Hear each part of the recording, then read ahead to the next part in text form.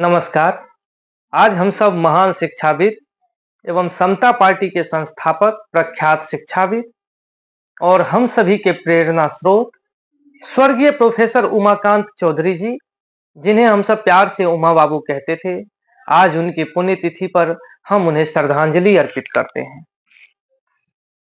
उमा बाबू जी केवल एक महान शिक्षक ही नहीं थे, बल्कि उमा बाबू सिद्धांतवादी और दूरदर्शी नेता भी थे।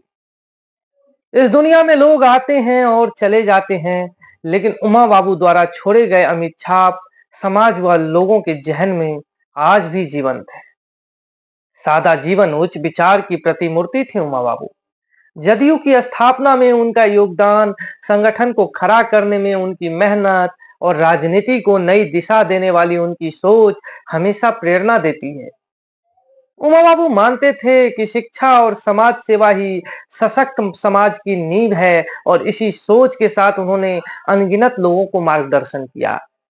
उन्होंने कई नेताओं को दिशा दी और समाज में सकारात्मक परिवर्तन की अलख जगाई।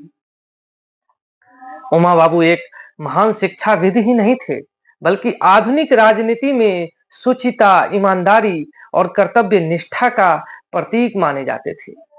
वह अपने जीवन काल में मिथिला के विकास के लिए जो सपना देखा था, आज उनका सपना उनके नेता, बिहार के मुख्यमंत्री नीतीश कुमार के कार्यकाल में पूरा हो रहा है।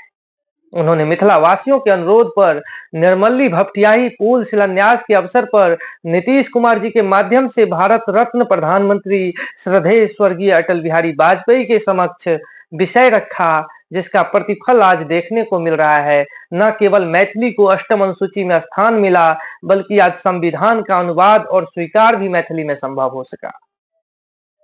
इसके सूत्रधार थे स्वर्गीय उमा बाबू।